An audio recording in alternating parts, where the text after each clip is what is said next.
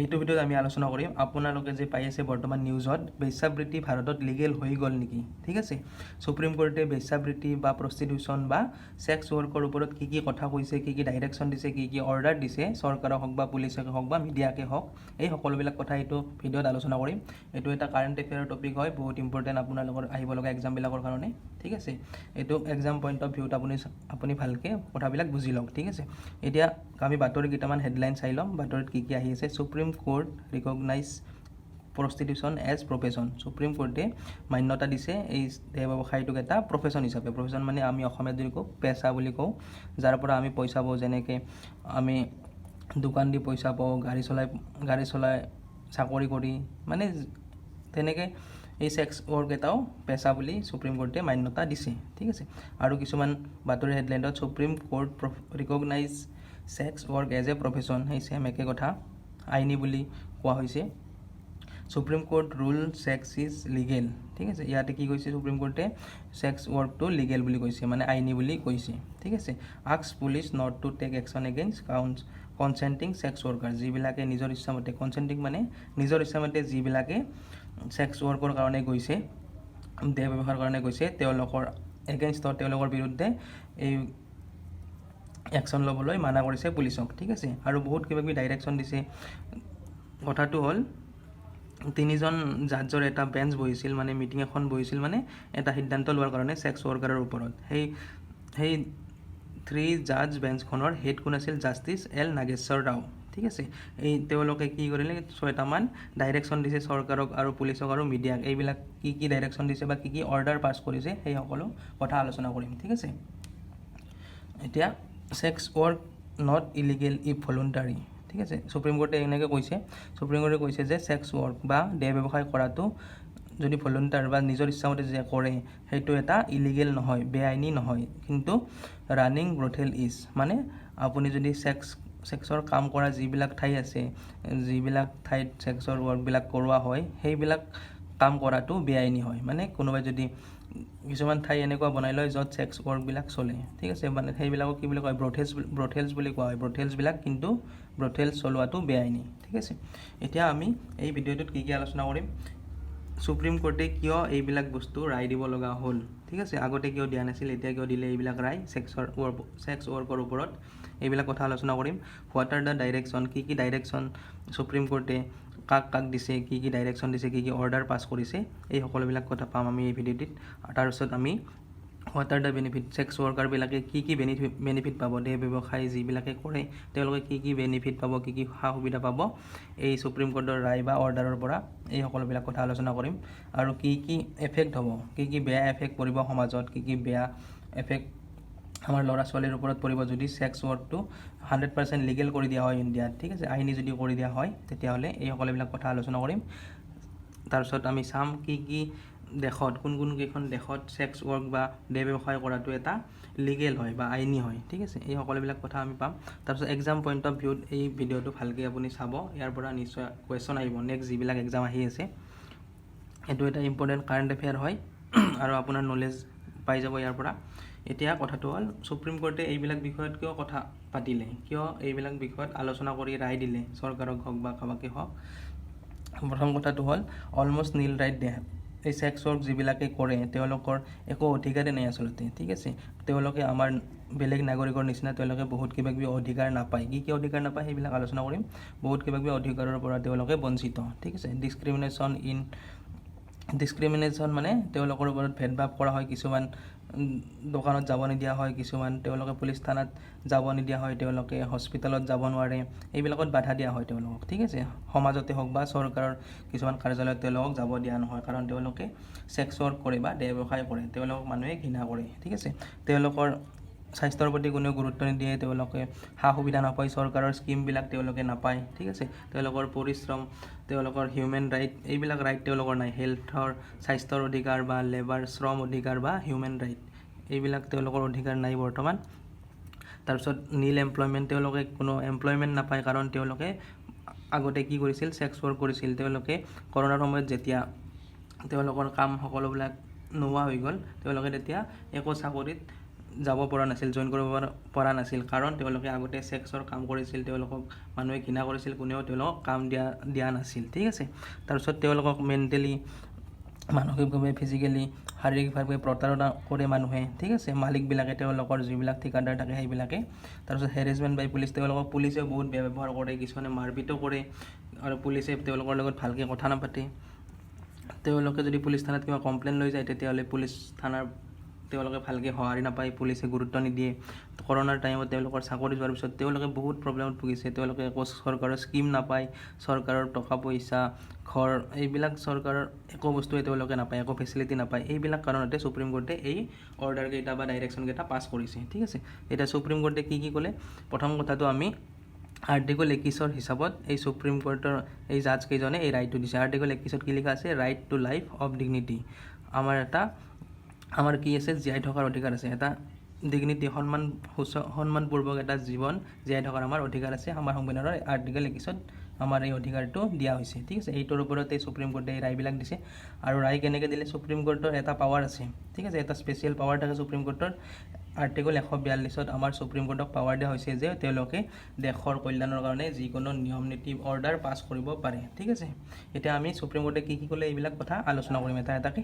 Sex worker are entitled to equal protection of law, তেওঁলোকে সমান অধিকাৰ পাব লাগে আইনৰ ক্ষেত্ৰত। ঠিক আছে, when it is clear that sex worker is an adult and is participating with consent, নিজৰ ইচ্ছামতে যেতিয়া ছেক্স ৱৰ্ক কৰিব, তেওঁলোকক যাতে পুলিচে কেতিয়াও, তেওঁলোকৰ কামত যাতে পুলিচে কেতিয়াও হাত নিদিয়ে। ঠিক আছে, তেওঁলোকক যাতে আমাক বেলেগ নাগৰিকৰ ওপৰত যেনেকৈ ব্যৱহাৰ কৰা হয় পুলিচে, তেওঁলোককো যাতে তেনেকুৱাকৈ ব্যৱহাৰ কৰে, তেওঁলোকক যাতে বেয়া ব্যৱহাৰ নকৰে। ঠিক আছে, 3 জাজ বেঞ্চ, এইটো আমি পঢ়িছোঁ। তেওঁৰ এই জাজ বেঞ্চটোৰ হেড কোন আছিল, এল নাগেশ্বৰ আছিল। ঠিক আছে, এল নাগেশ্বৰ ৰাও। এতিয়া আৰু নেক্সট সুপ্ৰিম কোৰ্টে কি কথা কৈছে, এই বেঞ্চটোৱে 3জন জাজৰ যি বেঞ্চটো আছে, তেওঁলোকে আৰু কি অৰ্ডাৰ দিছে, sex worker should not be arrested or penalised or harassed or victimised. ঠিক আছে, এইটো কথা পুলিচক কৈছে, পুলিচে যাতে তেওঁলোকক এৰেষ্ট নকৰে ছেক্স ৱৰ্ক কৰি থকা সময়ত বা ছেক্স ৱৰ্ক কৰা বুলি গম পোৱাৰ পিছত। ঠিক আছে, পেনালাইজ নকৰে, তেওঁলোকৰ পৰা ফাইন নলয়, যাতে এৰেষ্ট নকৰে, তেওঁলোকক যাতে হেৰেছমেণ্ট মানে তেওঁলোকক যাতে শাস্তি নিদিয়ে, এইটো কথা কৈছে। Whenever there is a raid on ব্ৰথেলবিলাকত যেতিয়া ৰেইড হ'ব পুলিচৰ, সেই সময়ত যাতে তেওঁলোকক পৰিচালনা নকৰে, মানে এৰেষ্ট নকৰে, পেনালাইজ নকৰে। ঠিক আছে, এইটো কথা সুপ্ৰিম কোৰ্টে অৰ্ডাৰ দিছে, কাক দিছে, পুলিচক। তেওঁলোকক যাতে পুলিচে যেতিয়া ৰেইড কৰিব ব্ৰথেলবিলাকত, ব্ৰথেল মানে য'ত ছেক্সৰ কামবিলাক হয়, তেতিয়া তেওঁলোকক যাতে ছেক্স ৱৰ্ক কৰা মহিলাবিলাকক বা পুৰুষবিলাকক যাতে পুলিচে দিগদাৰ নিদিয়ে। ঠিক আছে, এইবিলাক কথা সুপ্ৰিম কোৰ্টে অৰ্ডাৰ দিছে। আৰু যিসকলে ভলুণ্টাৰী মানে নিজৰ ইচ্ছামতে ছেক্স কৰে, সেই কামটো ইলিগেল বুলি কোৱা নাই সুপ্ৰিম কোৰ্টে, কিন্তু যিবিলাকে ব্ৰথেলবিলাক চলায় তেওঁৰ সেই কামটোহে হৈছে বেআইনী বা আনলফুল। ঠিক আছে, তাৰপিছত সুপ্ৰিম কোৰ্টে আৰু কি কৈছে, সুপ্ৰিম কোৰ্টে কৈছে যে ছেক্স ৱৰ্কাৰ কৰা মানুহৰ যদি ছোৱালী বা ল'ৰাই মাকৰ লগত থাকে, তেওঁক যাতে মাকৰ লগত পৰা ছেপাৰেট নকৰে। ঠিক আছে, গুচাই নিনিয়ে, মাকৰ লগত যাতে থাকিব দিয়ে। ঠিক আছে, এইবিলাক কথা সুপ্ৰিম কোৰ্টে কৈছে। আৰু যদি মানুহে যদি কয় যে এইটো ল'ৰা এই ছেক্স ৱৰ্ক কৰাজনৰ নহয় বুলি, তেতিয়াহ'লে এইটো ক্ষেত্ৰত টেষ্ট কৰিব লাগিব। টেষ্ট কৰি যদি গম পায় যে সেই ল'ৰাটো সেই ছেক্স ৱৰ্ক কৰা মানুহগৰাকীৰে হয়, তেতিয়াহ'লে সেই ল'ৰা বা ছোৱালীটো সেই মাকৰ লগত থাকিব সুবিধা পাব লাগিব। ঠিক আছে, এইবিলাক কথা কোৱা হৈছে। আৰু লগতে কি কোৱা হৈছে, এটা লিগেল কেয়াৰ বুলি এটা কথা আছে। The court order the police to not discriminate against sex worker who lodge a criminal complain. যেতিয়া ছেক্স ৱৰ্কাৰে পুলিচ থানাত কমপ্লেইন কৰিব যাব, কিবা এফআইআৰ দিব যাব, নিজৰ ওপৰত যদি কোনোবাই অত্যাচাৰ কৰিছে, কিবা যদি ৰেপ কৰিছে, তেতিয়াহ'লে পুলিচে যাতে তেওঁলোকক বেয়া ব্যৱহাৰ নকৰে, তেওঁলোকৰ কমপ্লেইনটো যাতে ভালকৈ শুনে। ঠিক আছে, ডিছক্ৰিমিনেট যাতে নকৰে, এইবিলাক কথা কৈছে। আৰু তেওঁলোকক যাতে কিবা প্ৰব্লেম হ'লে, ৰেপ হ'লে, তেওঁলোকৰ কিবা যদি মেডিকেল প্ৰব্লেম হয়, তেতিয়াহ'লে তেওঁলোকে যাতে মেডিকেল কেয়াৰ পায়। It has been notice that the attitude of the police to sex ৱৰ্কাৰৰ ওপৰত বা বেশ্যাবৃত্তি কৰা মানুহৰ ওপৰত, ব্যৱসায় কৰা সকলৰ ওপৰত পুলিচৰ নজৰীয়া, মানে পুলিচে তেওঁলোকক বেয়াকৈ ব্যৱহাৰ কৰে, ব্ৰুটেল মানে বহুত অত্যাচাৰ কৰে তেওঁলোকক, এইবিলাক যাতে নকৰে। ঠিক আছে, এইবিলাক পুলিচক কৈছে সুপ্ৰিম কোৰ্টে। আৰু কি কৈছে, মিডিয়াক কি কৈছে, মিডিয়াবিলাকে যে ফটো উঠাই ভিডিঅ' বনাই ছেক্স ৱৰ্ক কৰা ঠাইবিলাকত গৈ কিনে তেওঁলোকক মিডিয়াবিলাকক সুপ্ৰিম কোৰ্টে কৈছে যে আপোনালোকে যাতে তেওঁলোকৰ মুখবিলাক দেখাই নিদিয়ে। ঠিক আছে, এতিয়া আমি চালোঁ সুপ্ৰিম কোৰ্টে কি কথা ক'লে, কি ৰায় দিলে। এতিয়া আমি ছেক্স ৱৰ্কৰ ওপৰত কি আইন বনোৱা আছে আমাৰ ভাৰতত ইতিমধ্যে। ঠিক আছে, এইবিলাক কথা আমি চাম, কি ইলিগেল ছেক্স ৱৰ্কৰ ওপৰত কি ইলিগেল আইন বনাই থৈছে আমাৰ ভাৰতত IPC ধাৰা মতে, ইণ্ডিয়ান পেনেল কোড মতে। এইবিলাক কথা চাম আমি। 4টা পইণ্ট দিয়া আছে। পাব্লিক প্লেচত ছেক্স কৰাটো ইলিগেল হয়, বেআইনী হয়। হোটেলত ছেক্স কৰাটো বেআইনী হয়।